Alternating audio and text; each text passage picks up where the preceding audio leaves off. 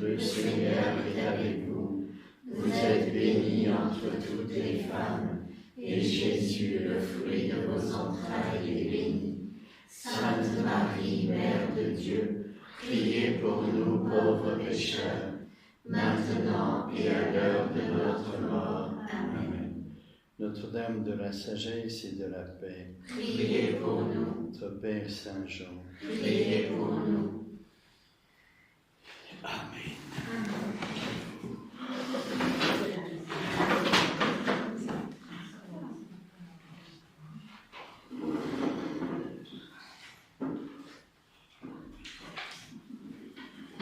Alors, nous sommes arrivés à l'article 6 de la question 2. Alors, si vous vous rappelez, la question 2, c'était la question du mode d'union entre le Verbe et la nature humaine du Christ. Et nous avions déjà vu plusieurs choses. Donc, cette union entre le Verbe et la nature humaine du Christ, c'est un mystère. C'est-à-dire qu'on ne pourra jamais rien comprendre. Mais on cherche si on peut avoir une intelligence quelconque, une lumière sur ce mystère. Et surtout, éliminer les erreurs pour que notre foi soit lumineuse et non pas entachée des hérésies. Donc, parce que ça a une conséquence énorme sur notre vie spirituelle. Ce que le Christ, dans sa nature humaine, vit avec le Verbe, au niveau de son union, nous le vivons mystiquement avec le Christ. Ce que le Christ est dans son être, le Verbe fait chair, et cette union de Verbe et la nature humaine, eh bien, est analogue à ce que nous vivons avec le Christ, mais au niveau de la vie. L'un sur le niveau de la personne, et l'autre sur le niveau de la vie, de l'être personnel et de la vie. Donc ça a des conséquences, vous voyez, on ne peut pas accepter n'importe quoi. Alors, le premier article, c'était de savoir si l'union se faisait dans la nature. Et on avait dit non, parce que de toutes les manières qu'on regarde l'union de deux natures différentes, ça ne peut pas expliquer, enfin, ça ne peut pas rendre compte du mystère de l'incarnation. Parce que soit les natures sont mélangées, soit elles sont distinctes, mais du coup, il n'y a pas d'unité. Comme il avait pris l'exemple du tas de cailloux, c'est plusieurs pierres qui sont rassemblées pour former un tout, mais il n'y a pas d'unité. Dans le Christ, il y a une unité. Ou alors, mélange des natures pour en former une troisième, c'est-à-dire Dieu et l'homme qui se mélangent et qui forment un tout qui est le Christ. Donc, ce n'est pas possible, parce que le Christ est Dieu. La deuxième question, c'est l'union se fait-elle dans la personne ? Et on avait dit oui, parce que si elle ne se fait pas dans la nature, elle ne peut se faire que dans la personne. Alors, ce n'est pas une découverte, puisque déjà les conciles, bien avant saint Thomas, ont affirmé la vérité de foi. C'est-à-dire que dans le Christ, l'union du Verbe et de la nature humaine se fait dans la personne du Verbe. Donc, ce n'est pas une découverte que fait saint Thomas, mais il montre pourquoi ce n'est pas dans la nature et que la seule possibilité, c'est dans la personne. Parce que dans une réalité spirituelle, il n'y a que deux choses, la nature et la personne. C'est tout. Si ce n'est pas la nature, c'est la personne. Si ce n'est pas la personne, c'est la nature. Bon. Troisièmement, on a essayé de préciser l'union, où se fait-elle dans la personne? Est-ce qu'elle se fait dans le sujet ou l'hypostase? Ce n'est pas tout à fait la même chose, et l'union se fait dans l'hypostase. Qu'est-ce qu'ajoute l'hypostase au sujet? L'hypostase ajoute la subsistance, qu'on appelle personne pour une réalité spirituelle. Vous voyez, une réalité qui subsisterait sans être esprit serait une hypostase. Mais en réalité, les hypostases qui existent, ce ne sont que des personnes, que ce soit l'ange, que ce soit l'homme, que ce soit Dieu. Donc, l'union se fait dans l'hypostase, c'est-à-dire qu'on précise dans la personne, c'est dans la subsistance de la personne, c'est-à-dire son exercice de l'exister, ou l'exister par soi. Le quatrième article, c'était... je ne me rappelle plus le titre, c'était quoi? C'est quelqu'un qui pourrait... Alors... Le quatrième article, oui, c'est la composition. Du coup, comme comme l'union du Verbe et de la nature humaine se fait dans la personne du Verbe et dans son hypostase, du coup, il y a une certaine composition dans le Christ, c'est-à-dire le Verbe et la nature humaine. Mais cette composition n'est pas à entendre comme une complexité, parce que le Verbe de Dieu demeure absolument simple, et il demeure tout ce qu'il est. L'article 5, que nous avons vu la dernière fois, c'est dans cette union, l'âme et le corps du Christ sont unis, comme dans une nature humaine. Et on avait répondu oui, sinon il n'est pas vrai homme. Dire que le Christ est vrai Dieu et vrai homme, comme l'affirme la tradition, c'est dire qu'il est le Verbe était Dieu, c'est dans le prologue, donc il est vrai Dieu, et puis vrai homme, ça implique que l'âme et le corps sont unis. Voilà. Et article 6, aujourd'hui, qu'est-ce qu'on voit? On voit si l'union qui se fait dans l'hypostase et dans la personne, est-ce que l'union est accidentelle? Qu'est-ce que ça veut dire? Et pourquoi saint Thomas s'interroge-t-il maintenant sur l'union, si elle serait accidentelle, entre le Verbe et l'homme? D'abord, il se penche sur la question parce que ça a été dit. Il y a des théologiens qui ont prétendu ça, et c'est des hérésies. Donc il faut montrer pourquoi c'est hérétique. Et puis ensuite, dire que l'union se fait dans la personne et dans l'hypostase, on pourrait penser que c'est une union affective. Vous voyez, comme deux êtres qui s'aiment beaucoup, eh bien, ces personnes sont unies entre elles. Il y en a une qui porte l'autre dans son cœur et qui habite dans l'autre. Vous voyez, et ça pourrait être une union de ce type-là, une union dans la personne, puisque la personne aimée habite dans le cœur de l'autre. Voilà. Alors, il faut regarder ça avant de conclure la question 2, qui a beaucoup d'articles, parce que c'est, vous voyez, pour s'approcher petit à petit de cette union entre le Verbe et la nature humaine, comme c'est un mystère, on ne pourra jamais l'expliquer, mais quelle est l'union la plus proche de ce qu'on peut connaître, comme union, entre deux réalités différentes. Et il va dire, eh bien, c'est comme l'âme et le corps. Vous voyez, l'âme n'est pas le corps n'est pas l'âme, ils sont unis pour former une seule personne. Eh bien, dans le Christ, la nature humaine et le Verbe de Dieu sont unis pour faire une seule personne. Alors, c'est autre et autre, c'est-à-dire, il va dire, ce qu'il y a de plus proche, c'est ça, on verra ça dans l'article 8, il y aura encore un article après celui-là, article 7, il dira, ben, c'est ce qui est de plus proche, mais c'est pas ça. C'est pas ça. Et ça, le théologien, il procède toujours par négation. Il dit, ben, le mystère, c'est pas ça, c'est pas ça, c'est pas ça, c'est pas ça, c'est pas ça. Pourquoi il fait ça? Parce que quand on contemple le mystère, eh bien, c'est tellement transcendant qu'on risque de se tromper. Et on risque d'adhérer à une chose qui n'est pas le mystère. Et c'est plus la foi. Et c'est plus la foi. Alors, heureusement, la foi, elle adhère à la personne. On adhère à la personne du Christ. Donc là, il n'y a pas d'erreur si on adhère à la personne du Christ. Mais dans la vénération qu'on porte au Christ, dans sa nature humaine, parce que sa nature humaine, elle est Dieu, puisque sa personne est Dieu, il peut y avoir des petites difficultés. Alors, donc, ceci dit, le titre de l'article, c'est donc... En latin, c'est mieux, utrum naturam mana fuerit unita verbo accidentaliter. C'est-à-dire si la nature humaine a été unie au Verbe de façon accidentelle. Qu'est-ce que ça veut dire accidentelle? Accidentelle s'oppose à substantielle. Si au niveau de l'être, c'est pas au niveau de la vie. Qu'est-ce qui est accidentel? Ce qui est accidentel, par exemple, dans une personne humaine, c'est la couleur des cheveux, c'est la couleur des yeux, c'est la longueur des cheveux, c'est le poids, c'est tout ce qui est quantité, c'est tout ce qui est qualité, c'est tout ce qui est relation. Voyez, si je suis en relation avec un Chinois, ça ne change pas mon être, c'est accidentel à mon être. Si j'ai les cheveux noirs ou les cheveux blonds, c'est accidentel, ça ne change pas mon être personnel. voyez? Donc, tout ce qui est accidentel ne change pas la nature de la réalité, hein, ce qu'elle est.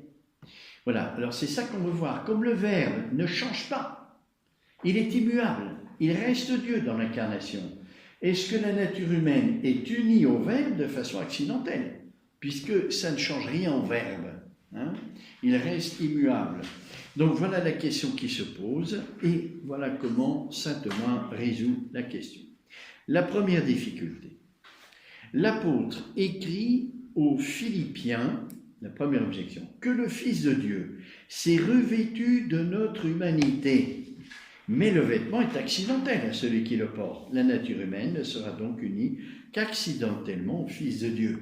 Donc on sert de la parole de Dieu, de la parole de saint Paul, hein, dans l'épître aux Philippiens, qui dit que le Verbe s'est revêtu de notre humanité.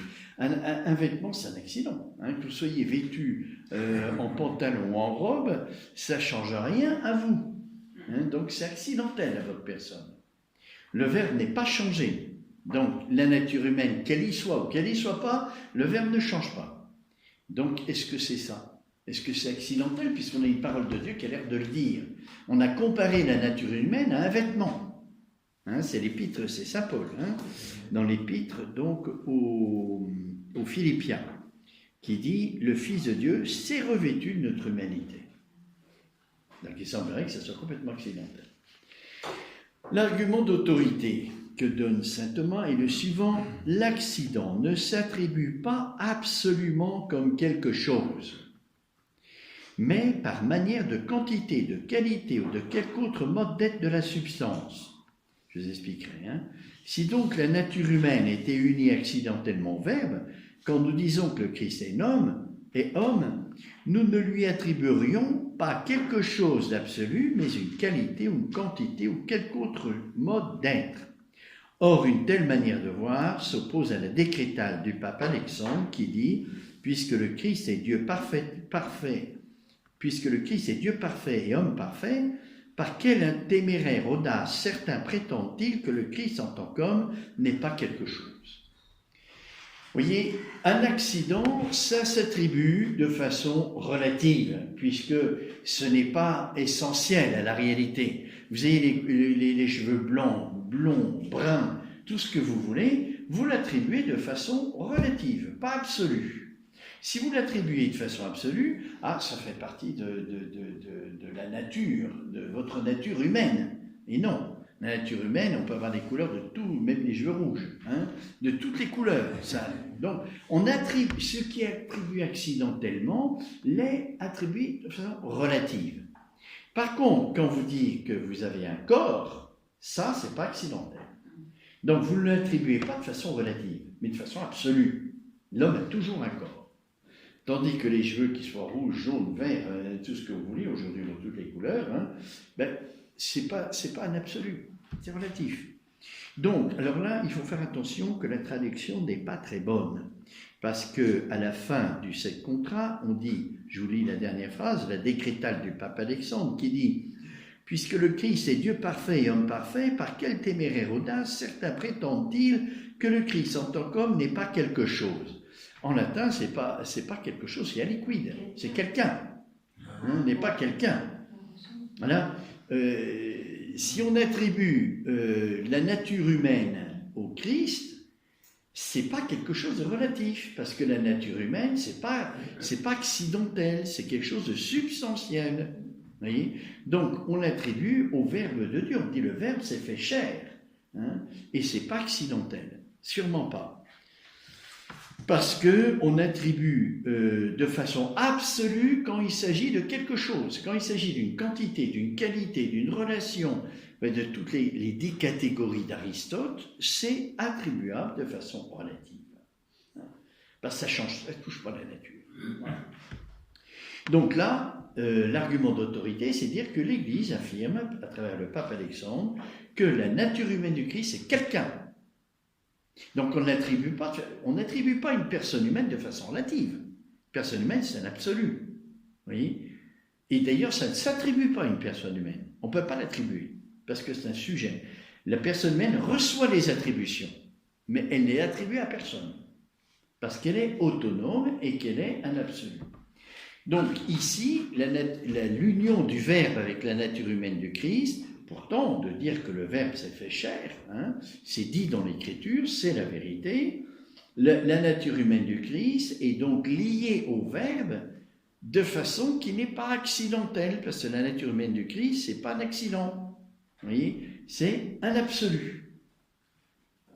Alors, comment l'attribue-t-on? On ne l'attribue pas. On dit que le Verbe s'est fait chair. Alors, raisonnement de saint Thomas. Alors, le raisonnement est un peu long. Vous allez voir, ça va vous paraître compliqué parce que c'est long, mais la première partie du raisonnement, il reprend tout ce qui a été dit déjà avant. C'est-à-dire en particulier les 2 premiers articles, c'est-à-dire si l'union se fait dans la nature ou dans la personne. Déjà, ces 2 premiers articles, ils disent déjà tout. Après, ce n'est qu'une explicitation dans la personne, mais où ça, dans l'hypostase, vous voyez, et comment, etc. Bon. Alors, je vous lis. Tout d'un bloc, puis après on va reprendre. Pour résoudre ce problème, c'est-à-dire si la nature humaine est attribuée de façon accidentelle au Verbe. Vous voyez, notre union au Christ, est-ce qu'elle est accidentelle? Ah non, c'est vital. Et c'est même, comme ça touche notre finalité, ça touche notre personne. Vous voyez, c'est pas du tout accidentel. Pour résoudre ce problème, il faut se rappeler qu'au sujet du mystère de l'union des 2 natures dans le Christ, 2 hérésies se sont élevées, nous les avions vues. L'une aboutissant à la confusion des natures. Vous voyez, c'est dans le Christ, nature humaine, nature divine se mélangent, confusion des natures. Ce fut l'hérésie, et celle d'Eutychès et de Dioscore qui prétendirent que les 2 natures n'en formaient plus qu'une seule, et qui professèrent que le Christ est constitué de 2 natures distinctes avant leur union, mais qu'il ne subsiste pas en 2 natures, leur distinction cessant aussitôt après l'union. Donc au début, il y avait deux natures, et puis après l'union, il n'y en a plus 2. Bon. Ça, c'est la première hérésie, celle de Eutychès et Dioscore. L'autre hérésie fut celle de Nestorius, c'est l'inverse. Il y a ceux qui disent qu'il n'y a qu'une seule nature dans le Christ, et puis il y a ceux qui disent qu'il y a une seule personne, deux personnes. Oui, on avait vu ce que disait le concile de Chalcédoine, c'est qu'il y a une personne, 2 natures. Une personne, c'est le Verbe, 2 natures, nature humaine, nature divine. Eh bien, les 2 hérésies qui sont opposées, c'est de dire non, il n'y a pas 2 natures mais une seule, non, il n'y a pas une personne mais 2. C'est les 2 hérésies opposées. Donc la première, celle de Eutychès, et la deuxième, celle de Nestorius, donc qui dit qu'il y a 2 personnes dans le Christ, et de Théodore de Mopsueste. Aboutissant à la séparation des personnes, ils soutinrent en effet que la personne du Fils de Dieu était autre que celle du Fils de l'homme. À les en croire, ces 2 personnes se trouvent unies l'une à l'autre, en premier lieu par mode d'habitation, en ce sens que le Verbe de Dieu habite dans l'homme, comme dans un temple, puis par l'unité de sentiment, en ce sens que la volonté de l'homme est toujours conforme à la volonté de Dieu. Oui, 2 personnes peuvent être unies de cette façon-là. Une union immanente, c'est-à-dire l'une habite dans l'autre, dans le cœur de l'autre, ou une union de volonté. On veut la même chose, c'est-à-dire s'aimer, par exemple. En 3e lieu, par l'opération, car l'homme est l'instrument du Verbe de Dieu. C'est-à-dire Dieu agit par la nature humaine du Christ. Le Verbe de Dieu se sert de la nature humaine du Christ comme d'un instrument animé, pas un balai. C'est respecte entièrement la liberté de la nature humaine du Christ. En 4e lieu, du point de vue de la dignité de l'homme, de la dignité et de l'honneur, car tout honneur rendu au Fils de Dieu l'est aussi au Fils de l'homme en vertu de leur union. Enfin, du point de vue de l'appellation commune, car nous disons que cet homme est Dieu et Fils de Dieu. Or, il est bien manifeste que toutes ces manières d'envisager l'union font de celle-ci une union purement accidentelle. Vous voyez qu'une personne que j'aime habite mon cœur, c'est très bien, ça touche ma finalité, mais ça ne change pas ma nature humaine. Je reste moi-même, donc c'est accidentel. Même si ça touche ma finalité, c'est très important. Le fait que nous ayons une seule volonté, parce qu'on s'aime beaucoup et qu'on veut s'aimer, c'est notre volonté tous les 2. Eh bien, ça, c'est accidentel aussi, ça ne change pas ma personne humaine. Oui. Le fait que regardez toutes les manières que l'un est instrument de l'autre. Puisque comme on a la même volonté, eh bien, l'un peut faire une chose appuyé par l'autre ou commandé par l'autre, etc. Donc tout ça, c'est accidentel. Dans la suite, alors après ces deux hérésies, une seule nature ou deux personnes.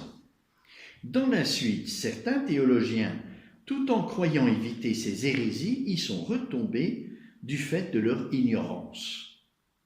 Les uns reconnurent une seule personne dans le Christ, mais y placèrent deux hypostases ou deux suppôts, affirmant qu'un homme composé d'une âme et d'un corps a été dès le principe de sa conception assumé par le Verbe de Dieu. Donc, ils veulent garder, pour ne pas être contraire à la doctrine de l'Église, une seule personne, mais ils disent il y a deux suppôts, il y a deux hypostases. Il y a celle du Verbe et il y a celle de l'homme. Parce que le Verbe aurait assumé ce qu'a engendré la Vierge Marie avec Dieu créateur, c'est-à-dire un corps et une âme. Et un corps et une âme, c'est une personne, c'est une hypostase. Et donc, si l'union s'est faite de cette façon-là, le Verbe a assumé le corps et l'âme du Christ, eh bien, il a assumé une personne. C'est la première opinion citée par le maître des sentences, donc Albert le Grand, à la 6e distinction de son 3e livre. D'autres voulant sauver l'unité de personne. Donc, certains ont mis il y a deux hypostases, mais on va voir que ça revient à dire il y a deux personnes. D'autres, voulant sauver l'unité de personne, ont prétendu que l'âme du Christ n'était pas unie à son corps. Mais tous les deux, pris séparément, se trouvaient unis accidentellement au Verbe. Vous voyez, c'est comme si l'âme du Christ, séparée du corps, parce que si on les met ensemble, ça fait une hypostase. Alors pour éviter et rester dans la doctrine de l'Église en disant il n'y a qu'une seule hypostase dans le Verbe de Dieu fait chair, c'est celle du Verbe, on a dit la nature humaine, elle est unie accidentellement au Verbe, mais l'âme séparée du corps, pour ne pas faire une hypostase. Et à ce moment-là, c'est plus un homme. On peut plus dire le vrai Dieu, vrai homme. En sorte qu'il pouvait y avoir plusieurs personnes. C'est la 3e opinion rapportée par le maître des sentences au même endroit. Alors voilà l'exposé des opinions théologiques qui sont toutes fausses, les unes que les autres. Ces deux opinions, c'est-à-dire celle qui dit eh bien, dans le sein de la Vierge Marie, le Verbe a assumé un corps et une âme, donc il y a deux hypostases, mais on accepte ce que dit l'Église, il n'y a qu'une seule personne. Et l'autre qui dit, pour éviter de dire deux hypostases, on dit que la nature humaine du Christ a été assumée séparément l'âme et le corps, pas unis ensemble. Donc ces deux opinions, celle-là que je viens de vous résumer, en définitive, reviennent en définitive à l'hérésie de Nestorius, qui considérait qu'il y avait deux personnes dans le Christ, deux hypostases. Placer en effet deux hypostases ou deux suppôts dans le Christ équivaut à mettre en lui deux personnes, comme il a été dit plus haut, on a déjà vu ça. Et si l'on insiste sur la signification spéciale du mot personne, il faut se rappeler que Nestorius, lui aussi, entendait par unité de personne l'unité de dignité et d'honneur. Vous voyez, quelle différence y a-t-il entre la nature et la personne? Eh bien, on avait vu que la personne se développe en fonction des opérations de la nature. Si la nature opère de façon spirituelle, si avec ma nature humaine je fais des actes d'intelligence, des actes d'amour, eh bien, ma personne grandit. Vous voyez, parce que j'opère selon ce qu'il y a de plus propre dans ma nature humaine, c'est-à-dire ce qu'il y a de plus homme. Et donc, je grandis comme une personne humaine. Alors, ça, c'est la dignité. Vous voyez, un enfant, on ne dit pas qu'est-ce qu'il est noble et qu'est-ce qu'il est digne. C'est un enfant. Mais plus tard, quelqu'un qui a cherché la vérité toute sa vie, par exemple, ou qui a aimé dans la lumière, il a une certaine dignité, il a une certaine noblesse, parce qu'il a développé ce qu'il y a de plus noble en lui, c'est la vie de l'esprit, c'est l'âme. Ce qu'il y a de plus noble en nous, c'est l'âme. Donc si je vis une vie spirituelle, je m'ennoblis. Et donc la personne est liée à la notion de dignité ou d'honneur, vous voyez, de noblesse. Donc, si l'on insiste sur la signification spéciale du mot personne, il faut se rappeler que Nestorius, lui aussi, entendait par unité de personne l'unité de dignité et d'honneur. De là, l'anathème porté par le 5e Concile œcuménique contre celui qui dit qu'il y a unité de personnes sous le rapport de la dignité, de l'honneur et de l'adoration, comme l'ont écrit dans leur délire Théodore et Nestorius. Délire, ils délirent ces gens-là. Hein? C'est dans la traduction, délire? Alors, j'ai pas regardé, ça ne joue pas sur le raisonnement.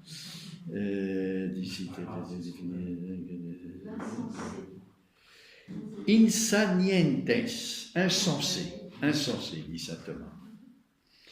Quant à l'autre opinion, elle rejoint donc ceux qui disent que le Verbe est uni à l'âme et il est uni au corps du Christ, mais pas uni. L'âme et le corps pas unis. Alors, quant à l'autre opinion, elle rejoint l'erreur de Nestorius en admettant une simple union accidentelle. Il n'y a pas de réelle différence, en effet, entre la doctrine qui soutient que le Verbe de Dieu est uni au Christ homme, parce qu'il habite en lui comme dans un temple, et celle qui prétend, comme le fait la troisième opinion, que le Verbe est uni à l'homme parce qu'il s'en revêt comme d'un vêtement. Il y a même quelque chose de pire que l'erreur de Nestorius, c'est de dire que le corps et l'âme dans le Christ ne sont pas unis. Vous voyez, la dernière article qu'on a vu la dernière fois, c'est est-ce que dans le Christ, l'âme et le corps étaient unis? C'est important, parce que s'ils ne sont pas unis, alors on peut dire que l'union est accidentelle. Mais s'ils sont unis, ça forme une substance, et on ne peut plus l'attribuer de façon accidentelle. Une substance est un absolu. Ça ne s'attribue pas. Ça reçoit les attributions, mais ça ne s'attribue pas. Oui.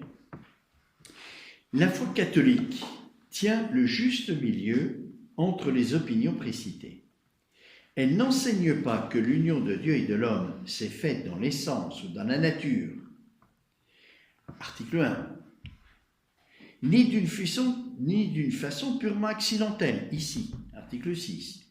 Mais entre ces deux extrêmes, elle professe que l'union s'est faite selon la subsistance ou l'hypostase, article 2.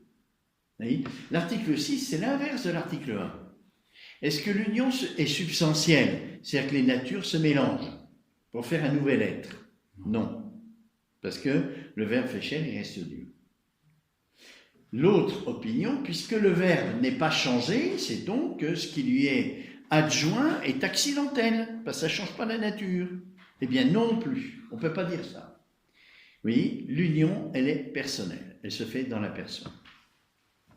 Aussi lit-on dans les actes du concile, du 5e concile, comme cette union a été comprise de façon diverse, les uns sectateurs de l'impiété d'Apollinaire et de Tichès et partisans de la disparition des éléments entre lesquels se fait l'union, c'est-à-dire les natures, les deux natures qui en s'unissant se détruisent, parce qu'elles forment une troisième nature, proclament une union par confusion.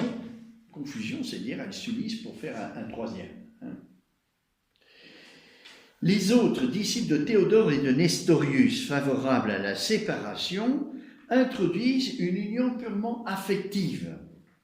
La Sainte Église de Dieu, au contraire, rejetant l'impiété de l'une et de l'autre hérésie, confesse que l'union de Dieu, Verbe, avec la chair est une union par synthèse, c'est-à-dire selon la subsistance. C'est subtil, hein? Ce n'est pas une union substantielle, ce qui serait le cas du mélange des natures, ce n'est pas une union accidentelle, c'est une union dans la personne. Et vous vous rappelez, on avait vu ça. C'est-à-dire qu'à la nature ne peut rien s'ajouter. Si on ajoute quelque chose à la nature, en tant que nature, ça change la nature. Hein? La nature, c'est l'homme, par exemple pour l'homme, sa nature, c'est âme et corps. Si j'ajoute quelque chose de substantiel, c'est plus un homme. Voyez, si je retire le corps, ça fait comme un ange. Hein? Donc, si on retire quelque chose de substantiel, ça change la nature. Donc, comme ceux qui disent que dans le Christ, les deux natures se sont unies pour former une troisième, c'est deux absolus qui en forment un troisième absolu. Ça, c'est pas possible. Bon. Comme la nature du Verbe ne change pas, la seule solution, c'est de dire, eh bien, ça s'est fait de façon accidentelle. Hein? Comme les exemples qu'on a pris, la couleur de cheveux, le poids, la taille, tout ça, c'est accidentel, donc ça va bien. Eh bien non, c'est aussi faux. Parce que le Christ, la nature humaine du Christ, c'est pas un accident. Donc ça ne peut pas s'attribuer. C'est un absolu. C'est un absolu et pourtant, cette union, elle n'est pas mélange des natures. Donc la seule solution, c'est de dire que c'est dans la personne. Parce qu'à la personne peut s'ajouter des choses. À la nature, non. Si j'ajoute quelque chose à la nature, ça change la nature. Vous voyez ? L'animal, si je lui ajoute une âme spirituelle, ce que disent certains, hein, l'homme descend du singe. Hein, donc si j'ajoute une âme spirituelle au singe, ça fait un homme. Voilà. Mais ça, si j'ajoute quelque chose à la nature, c'est pas possible. Par contre, à la personne, oui. À la personne, je peux ajouter des choses. Et c'est ce que vous faites tous les jours. Quand vous croissez dans votre personne, parce que vous atteignez de plus en plus votre fin, vous grandissez et vous ennoblissez votre nature humaine, votre personne humaine, pardon. Hein. Donc, la seule lumière qu'on a, c'est que ça se fasse dans la personne. C'est le concile qui dit, c'est pas une découverte théologique, c'est pas une conclusion théologique, hein. C'est le concile qui dit ça, hein, la doctrine de l'Église qui dit que ça se fait dans la personne. Mais la seule lumière qu'on a pour comprendre, c'est qu'à la personne s'ajoute quelque chose, c'est possible. Pas la nature. Là, ça change la nature. Mais la personne, oui, on peut ajouter. Donc, il appert donc que des 3 opinions rapportées par le maître des sentences, la seconde qui affirme l'unité d'hypostase entre Dieu et l'homme ne doit pas être regardée comme une simple opinion, mais comme la doctrine même de la foi catholique. Vous voyez, dans la doctrine catholique, vous dites quoi ? Vous dites le Verbe fait chair, c'est l'union du Verbe avec l'homme. Voilà. Eh bien ça implique immédiatement comme conséquence théologique que l'union se fait dans la personne du Verbe. Ce qui est affirmé par les conciles, mais on montre théologiquement que du coup, c'est plus une opinion, c'est de foi. C'est pas une opinion. De même, la première opinion qui pose 2 hypostases et la troisième qui professe une union accidentelle ne sont pas seulement des opinions, mais de véritables hérésies condamnées par l'Église en ses conciles. Vous voyez, celui qui dirait, dans le Christ, l'union entre le Verbe et la nature humaine de Christ sont tellement fortes, parce qu'ils s'aiment tellement, qu'ils ne font qu'un. C'est une hérésie. C'est une hérésie de dire ça. Vous voyez ? Que le Verbe de Dieu et la nature humaine du Christ sont tellement unis dans l'amour qu'ils font qu'une seule personne. C'est une hérésie. Ce qui est vrai, c'est qu'ils s'aiment. Ça, c'est vrai. Mais ce n'est pas la raison pour laquelle ils forment une seule personne.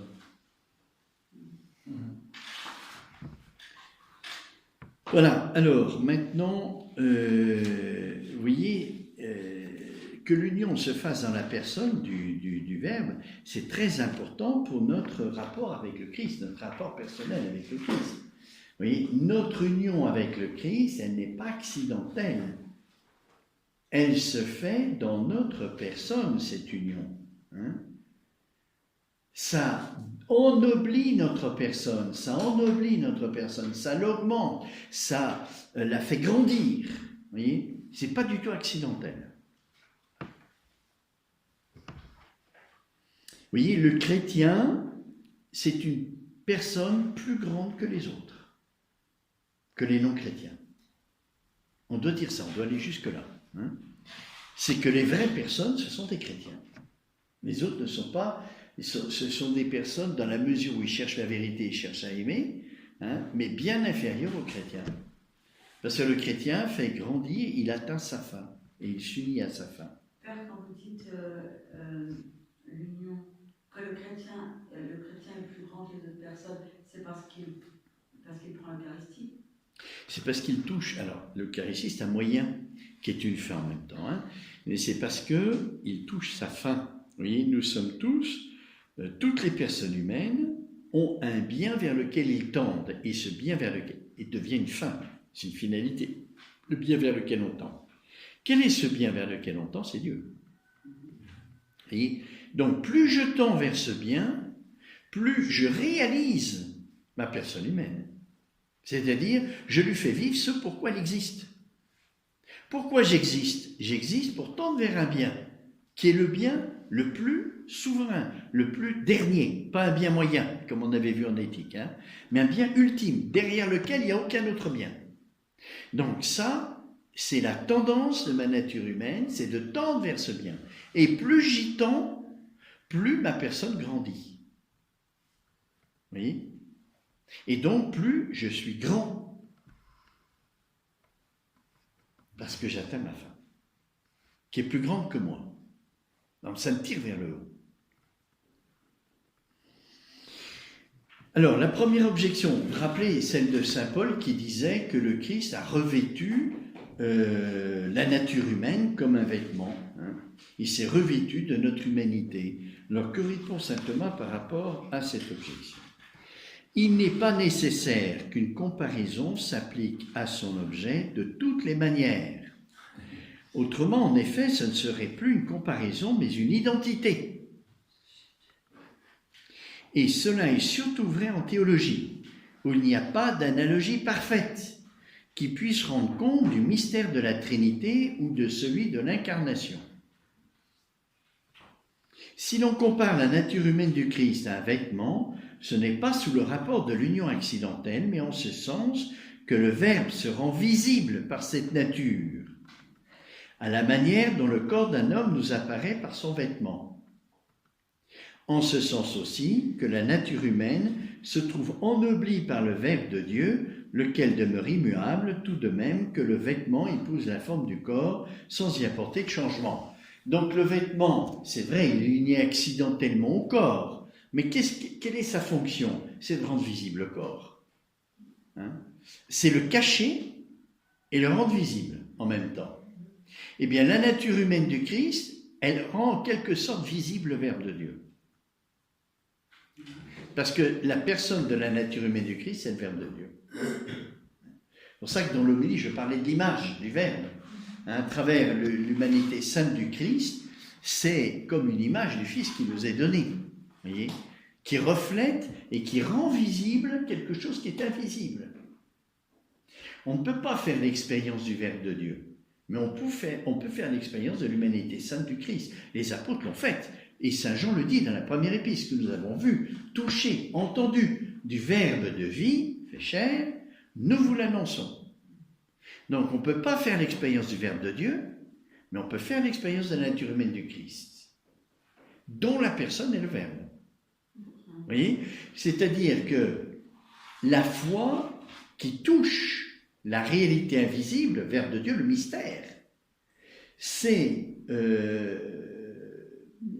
a été, j'allais dire, facilité un petit peu dans son acte de foi par le fait que le Verbe s'est rendu visible à travers l'humanité sainte du Christ. Parce que celle-là, on peut en faire l'expérience, l'humanité sainte du Christ.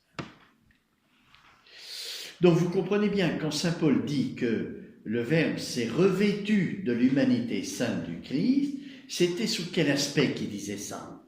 Pas sous tous les aspects qu'implique le vêtement. Sinon, ce n'est plus une comparaison, comme dit saint Thomas. C'est sous un aspect particulier, c'est de rendre visible. Voilà, ce qui est invisible, le mystère.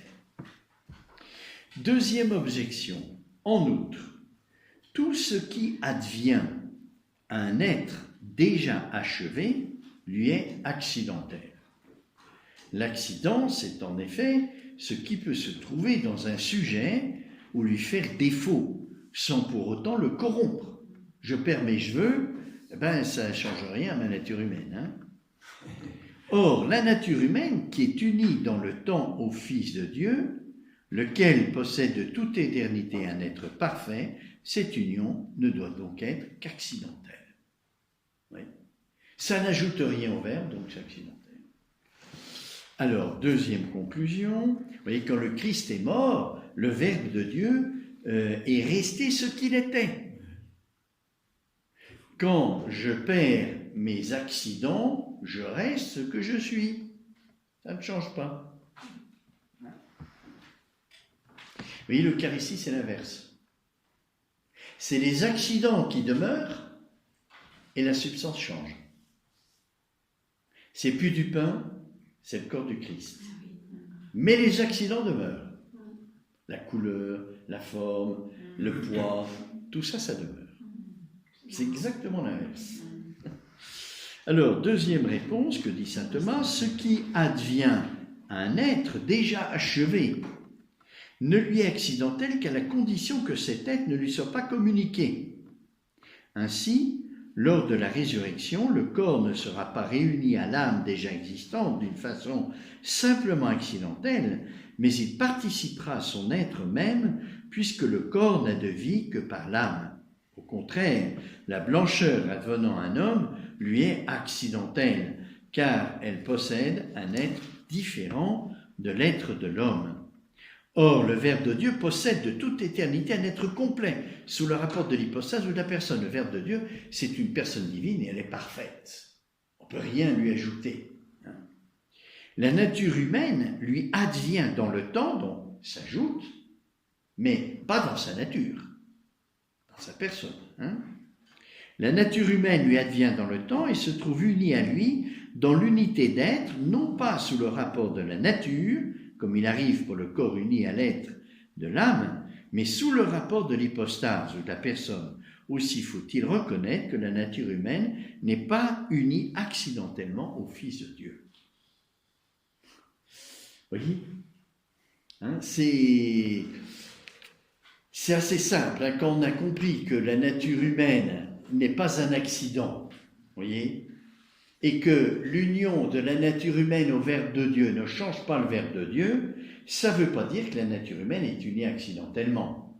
Parce que la nature humaine, ce n'est pas un accident. On ne peut pas dire ça, qu'une nature humaine, c'est une substance.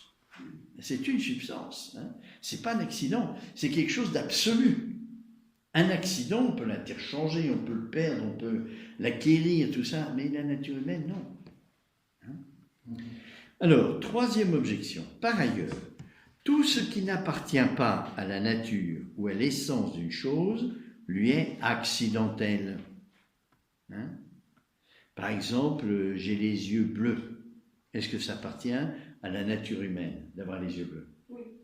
Oui. Non. Ah, ben alors, ceux qui ont les yeux marrons, ils ne sont pas des hommes. Alors. Non, ce qui appartient à la nature humaine, c'est d'avoir une couleur des yeux. Ah, ça, oui. D'avoir une couleur des yeux. Alors, tout ce qui n'appartient pas à la nature ou à l'essence d'une chose, lui, est accidentel. Ça n'appartient pas à la nature, c'est accidentel. Car tout ce qui est substance ou accident. Tout ce qui existe, c'est soit substance, soit accident.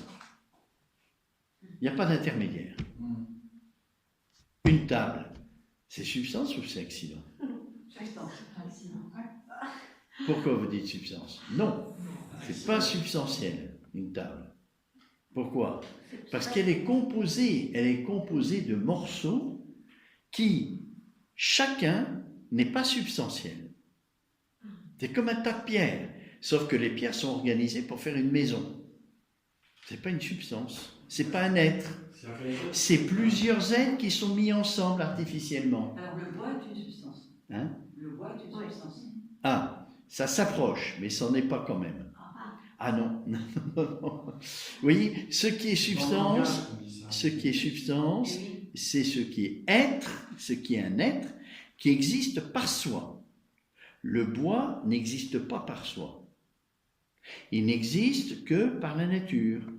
C'est-à-dire, il prend de la terre ce qu'il lui faut pour vivre, etc., pour pousser, pour croître, et puis un jour il meurt, et puis il renaît, etc. Vous comprenez? L'être personnel, mon être, il existe par soi. Je ne suis pas planté dans l'univers pour exister. J'ai une autonomie dans l'ordre de l'être. Donc c'est lié à l'autonomie de l'être, la substance. Oui, la substance est liée à l'autonomie de l'être, tout à fait. Un être qui est pleinement autonome, il est substantiel. Comme Dieu, les anges, l'homme. Une poule, c'est une substance. Mais non. Non, parce que la poule, elle dépend entièrement de ses parents qui l'ont engendrée. Pas moi. Dieu a créé mon âme. Je ne dépends pas entièrement de mes parents. J'ai une autonomie dans l'ordre de l'être. La seule chose substantielle, c'est la personne humaine. C'est La personne humaine. Oui. L'ange et l'ange. La personne humaine est l'ange. Tous les autres animaux et vivants dépendent complètement de leur géniteur. Ils n'ont qu'une autonomie dans l'ordre de l'exister, ils sont en dépendance. Ils ont une autonomie dans l'ordre du mouvement, ils peuvent se déplacer, dans l'ordre de la vie, mais dans l'ordre de l'être, non. Toutes les déterminations qui font son être dépendent entièrement de ses parents. Tandis que moi, non. Grâce à l'âme que Dieu a créée, j'ai une autonomie dans l'ordre de l'être. En tant qu'adulte. Ce qui fait que moi, je suis un absolu. L'animal, non. Pourquoi tu dis en tant qu'adulte? Parce qu'un enfant a besoin de ses parents. Oui, mais il n'en dépend pas dans son être. Vous voyez, et la meilleure preuve, c'est qu'il a son code génétique et pas celui de ses parents. Ni de le père, ni de la mère. Il a son chiffre propre. C'est pas une preuve, c'est un signe qu'il a une autonomie dans l'ordre de l'être. Vous voyez? Alors, mais la nature humaine n'appartient pas à l'essence ou à la nature divine du Fils de Dieu. Puisque, comme il a été dit, l'union ne se fait pas dans la nature. Il faut donc qu'elle lui soit unie accidentellement. Oui, l'objection, c'est de dire que tout ce qui n'appartient pas à la nature lui est attribué de façon accidentelle. Hein, tout ce qui n'appartient pas à la nature d'une réalité, si on lui attribue quelque chose, c'est que c'est accidentel. Parce que si on lui attribue quelque chose qui n'est pas accidentel, ça change sa nature. Or, dans le Verbe de Dieu fait chair, l'adjonction de la nature humaine ne change pas la nature du Verbe. Donc c'est une union accidentelle. C'est l'objection. Alors, quelle réponse à tout? Il dit, l'être se divise en substance et accident. C'est ce qu'on disait tout à l'heure. Hein. Une chose est soit substance, soit accidentelle. À une table, on a l'impression que c'est substantiel parce qu'on utilise un nom substantiel. On dit table. Hein. Et en grammaire française, j'avais pris le nom substantiel. En réalité, c'est, au point de l'être, c'est pas substantiel, c'est l'artiste qui l'a fait. La table, dans son être, elle dépend complètement de celui qui l'a fait. Hein, dans son être même. Elle n'a aucune autonomie dans l'ordre d'exister. On a l'impression qu'elle a une autonomie dans l'ordre d'exister parce qu'une fois que l'artiste l'a fait, elle continue d'exister sans l'artiste. Hein, comme l'animal. Une fois qu'il est engendré, il a son autonomie de vie. Mais en réalité, dans son être, il dépend complètement. Mais là, il faut faire vraiment la distinction entre être et vie, par exemple. Bon. Excellent. Donc, substance, c'est vraiment l'ange et l'homme. Oui. Et Dieu. Et Dieu. Dieu, l'ange et l'homme. Il n'y a que ça qui sont des substances. Et puis, l'univers physique. Mais ça, c'est un autre... je ne vais pas vous embrouiller, hein, parce que c'est déjà suffisamment compliqué comme ça. Retenez simplement que tout ce qui a son autonomie dans l'ordre de l'être est substance. Tout le reste, c'est accidentel. Vous voyez, mon cheveu, il n'existe que par mon être. Il n'existe que par mon être. Il n'a aucune autonomie dans l'ordre de l'être. S'il est séparé de ma tête, est-ce que c'est encore un cheveu? Pas sûr. Il est cheveux par équivoque. Ça peut être un fil, ça peut être ce que vous voulez. Mais le cheveu, c'est vraiment ce qui est planté dans la tête. Donc il n'a aucune autonomie dans l'ordre de l'exister. Aucune. Et tout ce qui n'a pas d'autonomie dans l'ordre de l'exister, qui dépend d'un autre dans l'ordre de l'être, pour exister, c'est un accident. Donc, alors réponse, l'être se divise en substance et accident, mais la substance possède une double signification. Elle désigne soit l'essence ou nature, soit le suppôt ou l'hypostase. Par exemple, pour Pierre, sa substance, elle peut avoir deux significations. Soit c'est Pierre, c'est le sujet, soit c'est sa nature, c'est un homme. Vous voyez, ce que nous appelons substance première et substance seconde. Vous voyez, le mot substance, c'est ce qui a l'autonomie dans l'ordre de l'être, peut être désigné de deux façons différentes. Soit on dit c'est Pierre, alors on désigne la réalité concrète, l'être concret. Soit on dit c'est un homme, et on désigne quelque chose de substantiel, parce que c'est une nature. Oui.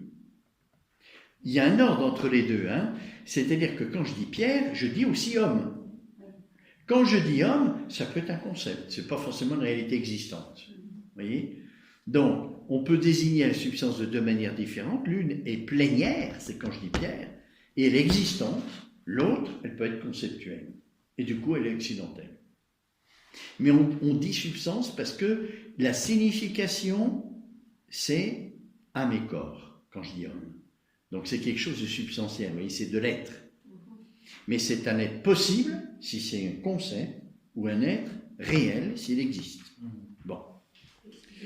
Pour qu'il n'y ait pas union accidentelle, il suffit donc que l'union se fasse sous le rapport de l'hypostase. Et il n'est pas nécessaire qu'elle se produise sous le rapport de la nature. Voilà. L'union du Verbe et de la nature humaine du Christ se faisant dans l'hypostase, c'est suffisant pour donner à la nature humaine son autonomie d'exister qui est celle du Verbe. Vous voyez? Tout simplement. Alors, quatrième objection. Est-ce que je peux vous poser une Oui, question? oui, bien sûr. Tout à l'heure, lorsque vous avez lu, vous avez dit l'essence ou la nature. Oui. Mais l'essence, c'est le mot essence. Oui, essence, essence, c'est pas le gasoil qu'on met dans la voiture, hein. Mais C'est ce qu'est, oui, ce qu'est la parler réalité de l'essence. essence. Voilà. Parce que, bon, ça, le philosophe, vous voyez, c'est difficile pour un philosophe, ce langage-là, parce que pour lui, l'essence, c'est quelque chose de très précis, et la nature, c'est quelque chose de très précis qui ne veut pas dire la même chose. Mais le théologien, comme il a un regard de sagesse, il peut identifier les deux. Oui. Bon, je ne peux pas rentrer dans les détails, parce qu'il vous manque des choses, hein, mais pour le philosophe, l'essence, c'est une capacité d'être, d'exister, alors que la nature, c'est le principe du devenir, donc c'est des choses complètement différentes. Mais dans un regard de sagesse, tout est créé par Dieu, y compris l'être, donc on peut identifier les deux. Alors, pour qu'il n'y ait pas union accidentelle, il suffit que l'union se fasse mort. Alors, ça, on a déjà dit. Hein. Alors, quatrième objection, enfin, tout instrument n'a qu'un rapport accidentel avec celui qui s'en sert. Hein, je prends une pioche, eh ben, c'est accidentel à ma personne. Que je prenne une pioche, une pelle, un instrument, pour faire quelque chose, c'est accidentel. La mini-pelle, même si elle est puissante, elle est accidentelle, la mini-pelle. Même Anthony Méry, il est d'accord avec ça. Or, la nature humaine fut dans le Christ l'instrument de la divinité, comme l'affirme Damascène. Tout instrument est accidentel. Il semble donc qu'il n'y ait qu'une union accidentelle entre la nature humaine et le Fils de Dieu. Vous voyez, quand on dit que le Christ, dans sa nature humaine, il est l'instrument du salut pour nous, il est l'instrument du salut. Il n'y a que Dieu qui sauve, ce n'est pas la nature humaine du Christ qui nous sauve, c'est Dieu qui se sert de la nature humaine du Christ pour nous sauver. Donc, si la nature humaine du Christ est l'instrument dont Dieu se sert, hein, ouais, par exemple, tous les miracles que Jésus a fait, quand il guérit un aveugle, il ressuscite un mort, il guérit un paralysé, c'est pas la nature humaine qui est capable de faire ça, c'est Dieu, mais qui se sert de la nature humaine du Christ pour œuvrer. Donc, si la nature humaine du Christ est un instrument, c'est accidentel, puisque tout instrument est accidentel. Ah oui, eh bien non. Eh bien non. Alors, que répond saint Thomas? Que répond saint Thomas? Il dit, écoutez bien la réponse de saint Thomas. Il est bien certain que tout instrument n'est pas uni dans l'être à l'hypostase de celui qui s'en sert. Voyez, la mini-pelle, ça ne fait pas partie de ma personne. Hein. Ce n'est pas uni à mon hypostase. Hein. Tel par exemple la hache ou le glaive. Mais rien n'empêche que ce qui se trouve élevé jusqu'à l'unité de l'hypostase se comporte à la manière d'un instrument. Tel par exemple le corps de l'homme et ses membres, instrument de l'âme. Et pourtant c'est uni pour former une personne. Oui, tout instrument est accidentel, mais il y a des exceptions. Le corps, instrument de l'âme, mais il n'est pas qu'instrument de l'âme. C'est pour ça qu'on dit, on désigne pas le corps comme instrument de l'âme. Ça, c'est un aspect des choses qui n'est pas le plus important. Hein. Nestorius prétendait que la nature humaine est assumée par le Verbe à la manière d'un instrument qui ne participerait pas à l'unité de l'hypostase. Et c'est pourquoi instrument séparé. Vous voyez, la mini-pelle, elle ne fait pas partie de ma personne, c'est un instrument séparé. Mais le corps, ce n'est pas un instrument séparé. Et c'est pourquoi il n'admettait pas que l'homme dans le Christ fût vraiment le Fils de Dieu, mais seulement son instrument. Aussi saint Cyril, qui était l'adversaire de Nestorius, écrit-il dans sa lettre aux moines d'Égypte, « L'Écriture ne regarde pas cet Emmanuel, entendez le Christ, comme un simple instrument, mais comme un Dieu vraiment humanisé, c'est-à-dire devenu homme. Quant à Damascène, c'est comme un instrument participant à l'unité de l'hypostase qu'il considère la nature humaine dans le Christ. » Vous voyez, de toutes les manières qu'on regarde la nature humaine du Christ par rapport au Verbe de Dieu, on ne peut pas dire que l'union est accidentelle. C'est impossible. Même s'il y a les apparences, vous voyez, c'est-à-dire que la différence, et même plus que la différence, la transcendance du Verbe par rapport à la nature humaine fait qu'on ne voit pas comment ça pourrait s'unir. Vous voyez, on ne voit pas comment ça... Donc c'est forcément accidentel. Parce que le Verbe est tellement transcendant, il ne peut pas être touché par cette union. Et bien pourtant, l'union se fait dans la personne. C'est plus qu'accidentel. Ce n'est pas substantiel, sinon ça changerait l'être du Verbe, mais c'est dans la personne. C'est plus qu'accidentel et ce n'est pas substantiel. Vous voyez, c'est ce que disait saint Thomas, l'Église catholique a une position intermédiaire dans le corps de l'article. Il vous disait ça. Qu'est-ce que c'était ? La foi catholique tient le juste milieu entre ces opinions précitées. Mais ce n'est pas pour être vertueux le juste milieu, c'est parce que c'est la vérité. Elle n'enseigne pas que l'union de Dieu et de l'homme s'est faite dans l'essence ou dans la nature, c'est-à-dire une union substantielle dans l'être, au niveau de l'être, ni d'une façon purement accidentelle, c'est en dehors de l'être. Mais entre ces deux extrêmes, elle professe que l'union s'est faite selon la subsistance ou l'hypostase de la personne. C'est compliqué parce que c'est un mystère, on ne peut pas comprendre. Ça n'explique rien, ça. On dit simplement ce qui est faux. C'est de dire que l'union est artificielle, accidentelle, ou c'est de dire que l'union, au contraire, elle est substantielle. Tout ça, c'est faux. C'est une union dans la personne. Ça n'explique rien, parce que qu'est-ce que ça veut dire une union dans la personne, on ne sait pas. Mais on doit le dire. C'est la seule vérité. C'est la seule chose, c'est le seul langage juste et vrai. Tout autre langage est faux, hérétique. Bon, prochaine fois, nous voyons l'article 7. Vous voyez, notre union au Christ, notre union mystique au Christ, elle n'est pas accidentelle, elle n'est pas substantielle. Vous voyez, on ne fusionne pas avec le Christ. On ne fusionne pas. Oui, l'amour n'est pas fusionnel, on se mélange au Christ. Je suis tellement perdu dans le Christ, je me mélange à lui. Mais non. Et pourtant, même si on est différent du Christ, chacun est une personne divine et moi humaine, ce n'est pas accidentel parce que ça touche ma fin. Et tout ce qui touche ma fin n'est pas secondaire. Accidentel, ça veut dire, dans l'ordre de l'être, c'est secondaire, accidentel. Et tout ce qui touche ma fin n'est pas accidentel. Alors le terme, ça serait quoi ? Le mot qui unirait, ça serait quoi ?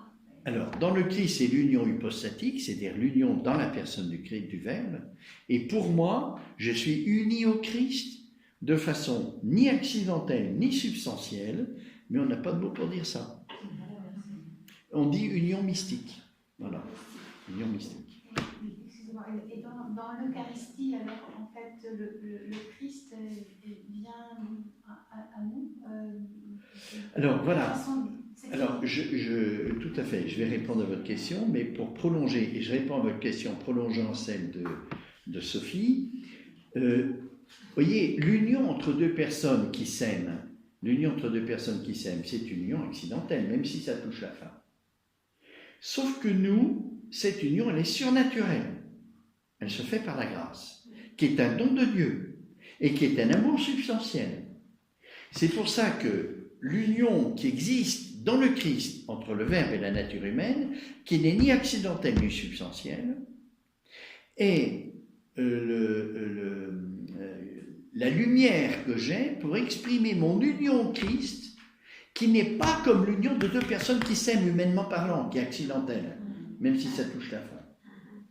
Parce que ça se fait par la grâce, qui est un don de Dieu, qui est substantiel. Hein? Je vous ai dit que l'union dans le Christ entre le Verbe et la nature humaine, on le verra à l'article 8, hein, encore un peu de patience, et encore l'article 7 avant, mais c'est une union par assomption, c'est-à-dire qui attire substantiellement la nature humaine du Christ. Eh bien, il se passe la même chose dans mon union mystique avec le Christ. J'ai la grâce, je suis attiré par le Christ, par sa grâce, et cette attraction, elle n'est pas seulement intentionnelle, comme dans l'amour humain. Oui, je suis source d'attraction pour une personne qui m'aime. C'est une attraction intentionnelle, c'est accidentelle. Ça ne change rien à moi. Tandis que la grâce fait que je suis attiré par le Christ d'une façon qui n'est pas accidentelle. Et pas seulement parce que ça touche ma fin. C'est parce que la vie de la grâce, elle n'est pas la vie humaine, elle est beaucoup plus profonde. C'est une participation de la nature de Dieu, la grâce. Hein. Donc c'est pas accidentel. Hein. C'est pour ça que l'union mystique, on ne peut pas dire exactement ce que c'est. La seule lumière qu'on ait, c'est l'union du Verbe avec la nature humaine du Christ. Elle est personnelle. Et mon union au Christ, elle est participation à la vie de Dieu. C'est pas accidentel, c'est pas substantiel, parce que je ne deviens pas Dieu. Je suis divinisé, mais je ne deviens pas Dieu. Je suis une autre personne, je suis un enfant de Dieu. Ah oui. Bon. Avec la grâce du mariage, Oui. c'est quand même une union accidentelle aussi? Alors, l'union dans l'amour, elle touche la fin, hein, donc elle est accidentelle, parce que ça ne change pas la nature du point de vue de l'être, mais du point de vue de la personne, elle n'est plus accidentelle, hein, parce que ça touche la fin. Alors, la grâce, qu'est-ce qu'elle fait? Elle change la nature de l'amour. L'amour qui est accidentel par rapport à mon être et par rapport à ma nature humaine, avec la grâce, ce n'est plus accidentel. L'union des époux, vous voyez, entre eux. Avec la grâce, on ne peut plus dire que c'est accidentel. Il y a quelque chose d'autre. Qui est difficile à préciser parce que la grâce, c'est un mystère. On ne sait pas ce que c'est. En dehors de dire que c'est participation de la nature de Dieu. Vous dites l'union des époux dans le mariage. Oui, dans le mariage. Oui, c'est pour ça que c'est pas secondaire, hein, le mariage. Hein. Ça fait une union entre les époux qui n'est pas seulement une union intentionnelle, comme dans l'amour humain, il y a quelque chose de plus, c'est une union dans le Christ, hein, tel qu'on a dit. Et on se retrouve dans cette union dans le Christ profondément. Et préciser ce que c'est, on ne sait pas. On ne sait pas, c'est un mystère. Hein. Mais on peut dire que ce n'est pas substantiel et ce n'est pas accidentel, c'est entre les deux. Il y a quelque chose de la personne, sûrement. Voilà, et bien, prochaine fois, nous continuerons en regardant l'article 7, c'est-à-dire l'union de la nature divine et de la nature humaine est-elle quelque chose de créé? Est-ce que c'est quelque chose de créé? Alors, c'est toute la différence qu'il y a entre un amour humain, la différence avec un amour humain. Dans l'amour humain, il n'y a rien de créé. C'est tout intentionnel. C'est-à-dire, j'attire une personne, cette personne m'attire. Bon, voilà, il y a des actes, des opérations vitales, mais ça ne change pas ma nature, ça ne change rien. C'est accidentel, c'est très important pour ma finalité, ça donne sens à ma vie. Tandis que dans le Christ, entre la nature humaine et le Verbe de Dieu, il y a quelque chose de plus. Ce n'est pas seulement une union affective, il y a quelque chose de créé. On va voir que c'est la grâce. C'est une union dans la grâce. Bon, allez. Vous priez pas pour Frère Jean-Daniel ou ça va? Alors il est là, j'ai été le voir tout à l'heure. Il est sous traitement, j'étais voir tout à l'heure, il est sous traitement.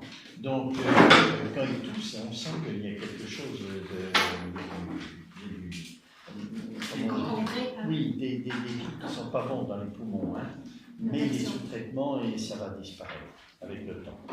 Donc, il est sauvé. Il est sauvé. Mais si on ne l'avait pas amené aux urgences, c'est pas ce qui s'est passé. Hein. Au nom du Père, du Fils et du Saint-Esprit. Amen. Gloire au Père, au Fils et au Saint-Esprit. Il était au commencement, maintenant et toujours, et dans les siècles des siècles.